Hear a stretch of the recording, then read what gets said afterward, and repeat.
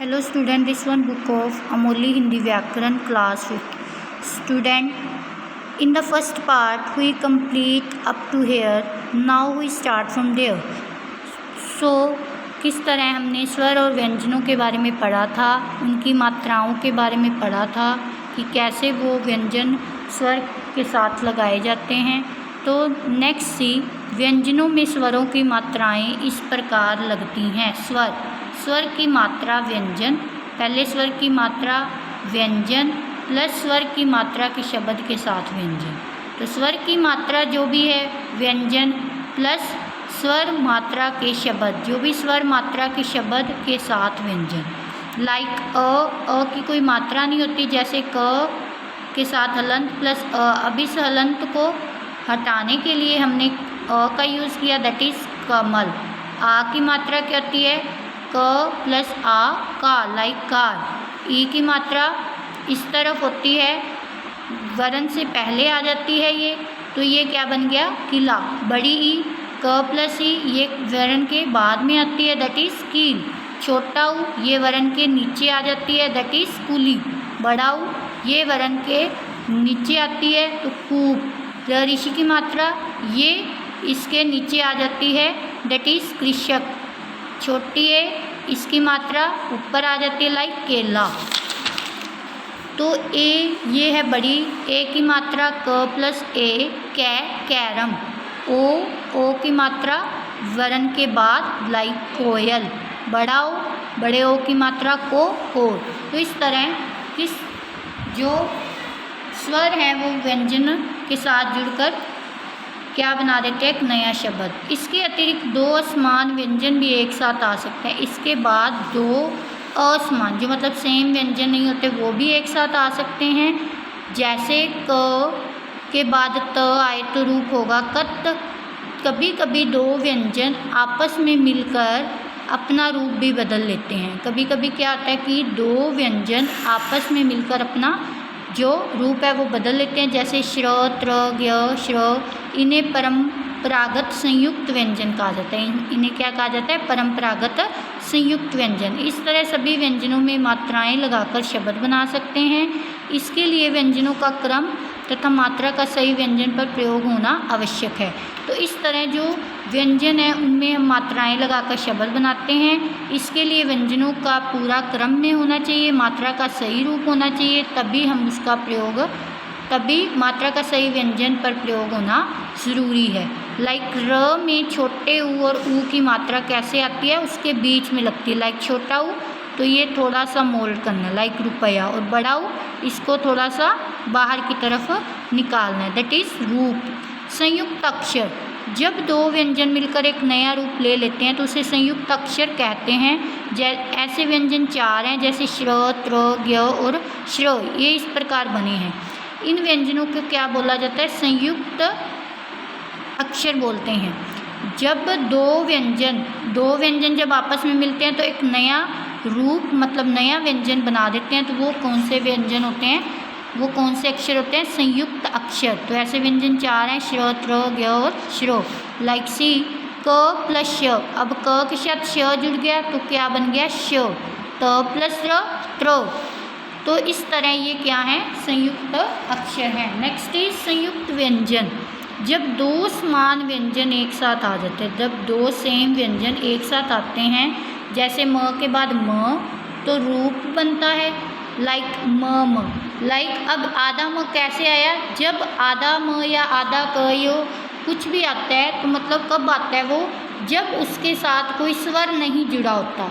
क्योंकि अगर अस्वर जुड़ा होता है तो वो उस हलंत को हटा देगा, लेकिन इसमें हलंत नहीं हटाया जाएगा, लाइक म आ जाएगा तो वो आधा म बन जाएगा। उसी प्रकार जब दो भिन्न व्यंजन एक साथ आते हैं, जैसे क के बाद ख तो रूप बनता है कख। तो इसमें भी अब क हलंत के साथ है और ख बिना हलंत के, तो अब क जो है वो आधा रूप ले लेगा, तो ये अलग रूप में बन जाते हैं। इनमें पहला व्यंजन स्वर के बिना, इनका जो पहला व्यंजन होता है स्वर के बिना हो गया, क्योंकि इसका जो हलंत चिन्ह ना हटाया और इसके बाद जो वर्ण आया तो ये आधा वर्ण बन जाएगा। तो इसका जो पहला व्यंजन लाइक ये जो पहला व्यंजन है ये स्वर के बिना है और जो दूसरा व्यंजन है ये स्वर के साथ है। लाइक दिस वे क ख प्लस अ।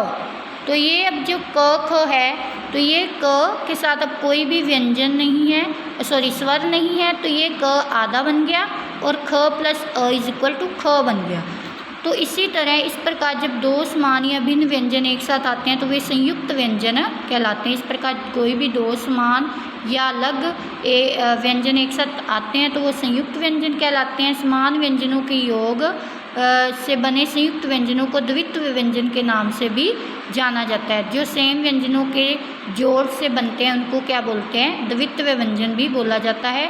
संयुक्त व्यंजन बनाने के कई तरीके होते हैं। अब संयुक्त व्यंजन बनाने के कई तरीके होते हैं। लाइक खड़ी पाई हटाकर लिखना, जैसे ख इज इक्वल टू आधा ख, मतलब ये जो लाइन है खड़ी पाई इसको बोलते हैं खड़ी पाई। ये खड़ी पाई हटाकर वो आधा लिखा जाता है। तो इस तरह ये कुछ व्यंजन हैं जो खड़ी पाई हटाकर लिखे जाते हैं। ये 22 हैं, जैसे मच्छर, सच्चा, पत्थर, चप्पल आदि। अब लाइक सी मच्छर म के साथ अब हलंत की मात्रा स्वर है म के साथ, तो म इस तरह आया। अब च आधा है इसके साथ, मतलब कुछ भी कोई भी स्वर नहीं है, तो ये पूरा हलंत छ प्लस अ प्लस र प्लस अ। तो इस तरह ये क्या बनाया गया है, इसको क्या बोलते हैं, वर्ण विच्छेद। ये जो अलग अलग करके लिखना है इसको बोलते हैं वर्ण विच्छेद। खुंडी हटाकर लिखना, खुंडी मीन टू से कि लाइक जो ये इस तरह फोल्ड की होती है इसको बोलते हैं खुंडी, तो इसको हटाकर लिखना। तो ये क फ वर्ण खुंडी हटाकर लिखे जाते हैं। इनकी संख्या 2 है, जैसे वक्त, भक्ति, शक्ति, रफ्तार, रफ्तारी। उसी तरह व प्लस अ क के पैर में हलंत, देन त प्लस अ। तो ये वर्ण विच्छेद किए हुए हैं। तो किस तरह खुंडी हटाकर वर्णों को लिखा जाता है। हलंत चिन्ह लगाकर लिखना, इन जो ये वर्ण दिए हैं ट छ ट ठ ड, ये वर्ण हलंत चिन्ह लगाकर लिखे जाते हैं। इनकी संख्या 8 है, जैसे गड्ढा, गट्ठर आदि। अब ग प्लस अ, र, ये ऐसे वर्ण हैं जिनके साथ हलंत चिन्ह लगता है, कोई स्वर नहीं लगता और इनको ऐसे ही लिखा जाता है। नेक्स्ट इज व्यंजन और इसके रूप। अब र अयुक्त व्यंजन आर को पूरा लिखते हैं, जैसे रथ, भारत, दरवाजा, घर आदि। अयुक्त व्यंजन र, ये जो र होता है इसके साथ इसको पूरा ही लिखा होता है, क्योंकि ये अयुक्त होता है, इसके साथ मिला होता है, तो इसको ऐसे ही लिखते हैं रथ, भारत, दरवाजा, घर आदि। अब उसके बाद ये वाली मात्रा जो वर्ण के ऊपर लगती है, यह जिस वर्ण पर लगता है उससे पहले हल्का बोला जाता है, जैसे धर्म।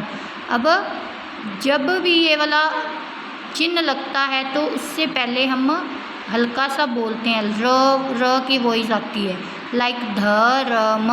तो र की ये मात्रा म के ऊपर गई तो ये वर्ण से पहले बोली जाती है, तो ये क्या बन जाती है, रेफ की मात्रा, लाइक करम, सूर्य, पार्क आदि। उसके बाद ये जो चिन्ह होता है ये किसी भी वर्ण के पैर में लगता है। यह जिस वर्ण में लगता है वह हल्का अरहित बोला जाता है तथा ये उसके बाद बोला जाता है, जैसे प्रकाश, प्रकाश। अब प के बाद र बोला जा रहा है तो ये उससे पहले उसके पैर में आ जाता है। नेक्स्ट इज यह जिस वर्ण ट ड में लगता है वह हल्का बोला जाता है, यह उस वर्ण के बाद बोला जाता है, जैसे ट्रक, ट्रक।